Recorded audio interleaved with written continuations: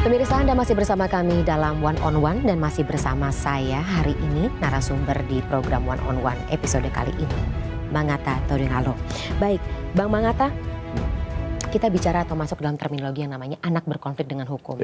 Untuk warganet terutama ya yang cepat bereaksi, konteks ini, diksi ini asing ternyata. Mereka hanya mengetahui saat ini itu ya orang yang terlibat dalam kasus atau anak yang terlibat dalam kasus pidana ya disebut pelaku, tersangka seperti biasa. Dan kita tidak bisa menafikan ada presiden tersendiri gitu yang ditampilkan, bukan ditampilkan ya, dilabeli oleh warganet terhadap anak-anak yang berkonflik dengan hukum ini sendiri. Bagaimana tim kuasa hukum menghadapi label atau stigma yang muncul selama ini atas klien Anda, tapi juga tidak katakanlah harapannya tersendiri gitu bagi negara khususnya institusi hukum, lembaga hukum dalam menangani anak-anak yang berkonflik dengan hukum. Jadi jangankan teman-teman warganet, Mbak, kami juga sebagai advokat untuk menghandle kasus dengan undang-undang SPPA ini cukup baru dengar juga dengan nama anak yang berkonflik dengan hukum. Dan kami akhirnya mempelajari semangat dari undang-undang ini, ternyata memang untuk melindungi, memang anak korban juga, terutama Ananda David dan anak AG sebagai pelaku. Jadi terminologi anak yang berkonflik dengan hukum ini dilindungi oleh hak-hak yang diberikan oleh undang-undang, termasuk dengan proses persidangan yang seringkas mungkin, dengan tata cara yang ramah anak.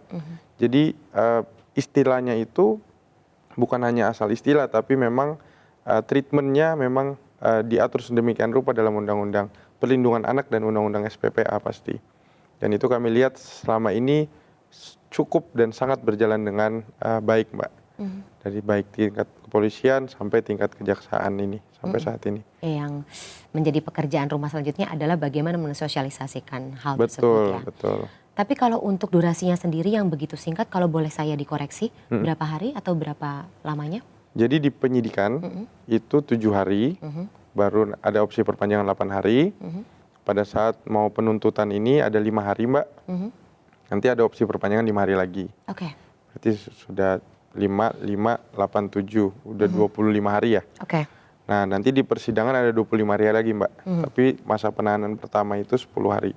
Jadi waktunya sangat singkat dibandingkan dengan kasus-kasus lain, pasti sangat berbeda, Mbak ya. Karena treatment anak ini memperhatikan masa depan terutama. Walaupun dia sedang melakukan, ini secara umum ya, melakukan suatu kesalahan, dia masih dinilai bisa mengubah masa depannya. Karena anak-anak secara semangat undang-undang SPPA dan undang-undang perlindungan anak, bukan hanya dia yang bertanggung jawab, tapi ada lingkungan dan orang tua pasti sebenarnya. Berarti secara tidak langsung ya keluarga juga harus terlibat dalam proses pertanggungjawaban hukum ini ya. Betul, Mbak.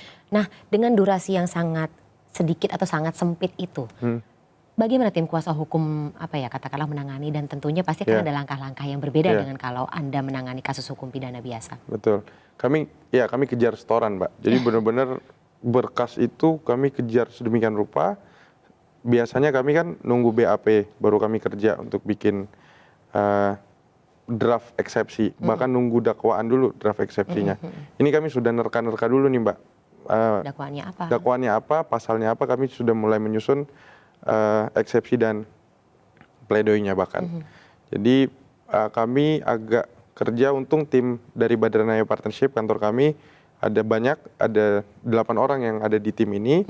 Itu kita bekerja bersama 3 partner lain, kita benar-benar fokus di pemberkasan sekarang, Mbak. Gitu. Termasuk juga menyanggupi undangan dari awak media yang pasti, banyak nanya begitu ya. Iya, Mbak, benar. Baik. Tantangannya apa saja sebagai tim kuasa hukum begitu dalam menangani kasus pidana yang melibatkan anak dengan kalau melibatkan orang dewasa biasa? Dengan atensi media yang sebesar ini, Mbak, memang tantangannya kami ini justru lebih ke 2 tempat. Jadi kami harus mengklarifikasi di media karena ini sudah jadi sorotan publik. Salah satu tugas kami. Penghakiman yang sangat masif. Iya, betul, Mbak. Asas equality before the law-nya jadi tidak ada nih sekarang. Makanya kami sebagai kuasa hukum juga yang nanti akan jadi penasihat hukum akan benar-benar bekerja maksimal juga untuk di media ini, untuk menyamakan atau setidaknya memberikan versi dari kami. Nah, pada saat pembuktian kami juga tetap kerja di situ pastinya. Oke. Itu sih beratnya lebih di medianya sih, Mbak. Termasuk dalam pemberkasan eksepsi ini, kalau biasanya pelaku dalam pidana, ya pelaku dewasa dalam pidana kan akan menyampaikan permohonan maaf gitu, Ya. mengakui kesalahan. Tapi kalau dari klien Anda, apakah akan memasukkan klausul itu, atau sampai dengan saat ini ya masih berpikiran ini tidak seharusnya terjadi, bukan aku yang memberikan informasi pertama. Iya, Bagaimana? jadi anak AG ini bagaimanapun tetap merasa menyesal dan pasti bersalah, Mbak. Oke. Ketika dia sempat melihat kondisi ini tuh sebagai kondisi yang membingungkan buat dia waktu itu di lokasi terutama. Dan akhirnya dia menyampaikan dia menyesal ketika tidak melakukan apa-apa pasti. Tapi itu balik lagi analisis psikologisnya kami sudah percayakan kepada tim Apsifor dan ada Kemen PPA yang bisa melihat ini secara objektif apa kira-kira penyebab anak ini kenapa dia tidak bisa melakukan apa-apa waktu itu.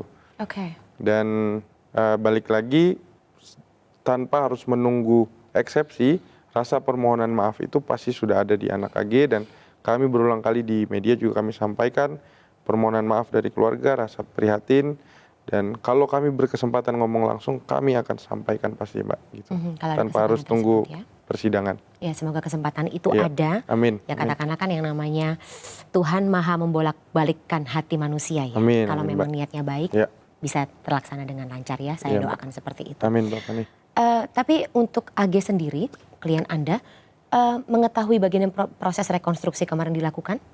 Iya, kami laporkan ke dia karena kami konfirmasi beberapa hal. Ada beberapa hal yang viral juga soalnya. Iya, disorot. yang Mungkin Anda terkait juga itu, tahu ya? udah tahu, Mbak. Jadi untuk itu dan penyebabnya kenapa dia melakukan itu sudah kami tanyakan dan itu ternyata sudah dicatat oleh tim psikolog juga. Ternyata ada penyebabnya tapi balik lagi itu nanti porsinya di pembuktian. Kami akan sampaikan di pembuktian juga. Dan Ada sebab. Iya, jadi kenapa ya kayak mungkin teman rekan saya yang lain sudah sampaikan di media juga bahwa ketika anak merokok itu melakukan tindakan itu pasti ada stres atau lagi enjoy. Nah, ini bukan porsi kami untuk menjelaskan apa kira-kira yang menyebabkan anak ini melakukan itu. Nanti biar laporan Apsifor yang menyampaikan karena setelah rekonstruksi ada pemeriksaan Apsifor lagi. Itu sudah atau katakanlah lagi berlangsung berarti saat ini? Sudah. Sudah Cuma diserahkan laporannya kepada- belum sampai ke kami. Oke. Ya. Apapun laporannya tetap itu akan menjadi sebuah Iya, pembuktian tetap sendiri di persidangan ya? Kami jadikan bahan pembelaan juga pasti, Mbak. Karena kami yakin Apsifor cukup objektif. Apapun hasilnya kami akan sampaikan juga karena pemeriksaan dari majelis atau hakim tunggal nanti kami tidak tahu. Ini akan mendudukan semua alat bukti secara setara pasti. Yang penting tertutup. Iya, harus Begitu. tertutup, Pak. Kecuali Baik. putusan boleh terbuka katanya. Baik. Kalau dari kacamata Anda, Ya. Bang Atta, bagaimana sistem peradilan dan juga persidangan terhadap anak yang berkonflik dengan hukum di Indonesia selama ini berjalan? Apakah sudah sesuai dengan aturannya? Atau menurut Anda kira-kira mungkin ini juga bisa menjadi sebuah masukan bagi nanti ketika AG menjalani persidangan supaya tetap sesuai dengan ya koridor hukum yang seharusnya? Iya, jadi memang kami lihat kami sebagai praktisi hukum, apalagi dari kantor kami Badan Naya Partnership, pertama kali untuk menghandle kasus anak. Oke. Jadi kami melihat untuk kasus anak AG ini cukup baik sebenarnya penerapan Undang-Undang SPPH-nya. Namun kami berharap ternyata ada satu mekanisme yaitu penelitian oleh PK Bapas. PK Bapas ini di bawah Kementerian Hukum dan HAM. Jadi kami, setahu saya sebelum pembacaan dakwaan, ada pembacaan hasil dari PK Bapas ini. Nah ini yang memang kami lihat beberapa kali PK Bapas hadir, tapi kami lihat belum terlalu mendalami sebenarnya apa yang menjadi penyebab dari anak ini. Tapi kami berharap PK Bapas masih Babas apa kalau mungkin bisa dielaborasi lebih lanjut? Badan Pemasyarakatan, saya lupa kepanjangannya, Mbak. Cuma di laporan PK Bapas gitu tulisannya. Nah PK Bapas ini kami berharap sih bisa lebih menggali lagi sebenarnya, Mbak, dan bisa berkolaborasi dengan instansi lain seperti Kemen PPA dan Kemensos yang hadir tiap hari di anak AG. Jadi kami berharap hasil dari penelitian PK Bapas cukup objektif karena ini mempengaruhi sekali untuk pengembangan kasus di persidangan nanti. Dan tidak hanya yang dilihat atau dipantau secara kasat mata ya, Betul. tetapi juga secara psikologis. Betul Mbak Fani, itu yang kami khawatirkan. Tapi kami percaya PK Bapas akan bekerja dengan sebaik mungkin, walaupun tidak tiap hari hadir ya. Ini juga menjadi salah satu masukan tentunya, karena Iya, kan betul. yang namanya anak berkonflik dengan hukum tidak hanya terjadi pada satu kasus ini saja, tetapi ditakutkan menjadi sebuah fenomena gunung es begitu. Iya, iya. Jadi lembaga atau institusi hukum yang menangani di 34 provinsi di Indonesia juga tersosialisasikan, teredukasi dengan sama begitu kan? Iya Mbak, betul. Begitu. Harapan terakhir mungkin dari tim kuasa hukum, ketika ini adalah kasus pertama yang Ya. Bang Atta dan juga teman-teman tangani, ya saya harap sih ini menjadi kasus terakhir juga ya. Amin untuk anaknya. Ya. Untuk kedepannya dan tentunya mungkin sedikit pesan begitu bagi warganet yang masih sampai dengan saat ini memantau bagaimana proses hukum atas tidak hanya klien Anda, MDS dan juga Shane Lucas juga tetap dipantau seperti itu, tetap dilihat, Iya. kepo.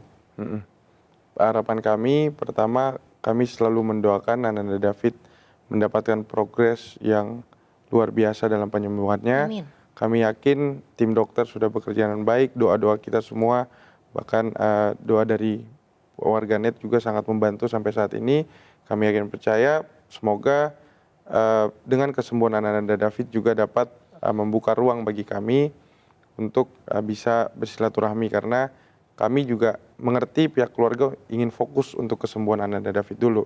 Dan biarlah kami diproses secara hukum, karena kami yakin persidangan nanti juga akan objektif dan apapun hasilnya kami akan hormati pastinya. Dan yang kedua, untuk teman-teman warganet, kita mari lihat proses persidangan ini dengan objektif nanti, karena tim dari kejaksaan, kepolisian sudah kerja sesuai dengan harapan dari teman-teman warganet pasti. Maka dari itu apapun hasil dari persidangan nanti, kami yakin semoga memenuhi rasa keadilan yang ada. Tapi izinkan kami bekerja sebaik mungkin untuk menegakkan hak-hak dari anak ini. Oke, tadi bicara mengenai harapan atau hukuman yang menunggu, ya katakanlah apapun vonis dari hakim yang menunggu untuk klien Anda. Apakah klien Anda juga sedikit, kalau gitu Bang Atta ya, sebagai penutup, apakah klien Anda juga sudah disounding gitu? Ketika ada kemungkinan terburuk yang mungkin bisa jatuh atas dirinya, masa depannya akan seperti apa? Apakah dia sudah mempersiapkan diri? Iya, itu kami tidak bisa menyampaikan itu secara sendiri waktu itu Mbak. Memang kami butuh psikolog dan teman-teman pekerja sosial, bahkan kami minta tolong untuk menyampaikan konsekuensi terburuk ini. Tapi anak AG sudah kami sampaikan, sudah dibantu oleh teman-teman lain untuk menyampaikan juga. Jadi semoga dia bisa terima dengan konsekuensi terburuk apapun. Tapi kami sebagai kuasa hukum dan penasihat hukum akan bekerja sebaik mungkin, karena bukti-buktinya sudah cukup jelas. Kami akan sampaikan nanti di persidangan Mbak. Dan semoga majelis hakim bisa memutus dengan seobjektif mungkin yang tadi ya, memenuhi rasa keadilan sebaik-baiknya. Baik Bang Atta, sayang sekali karena durasinya sudah habis, dan saya tahu juga Bang Atta dan teman-teman juga masih ada agenda lagi-lagi karena ini pekerjaan yang harus diselesaikan secepat-cepatnya, sebaik-baiknya, dengan waktu yang sesempit-sempitnya. Kita harapkan agar semuanya bisa berjalan dengan aturannya dan juga ekspektasi dari tim kuasa hukum sendiri. Amin, Mbak. Baik pemirsa, dan demikian berakhir perbincangan kami hari ini dalam program episode program One on One kali ini bersama dengan kuasa hukum dari AG. Saya Fani Imaniar. Terima kasih. Sampai jumpa. Kita ketemu lagi di program One on One berikutnya.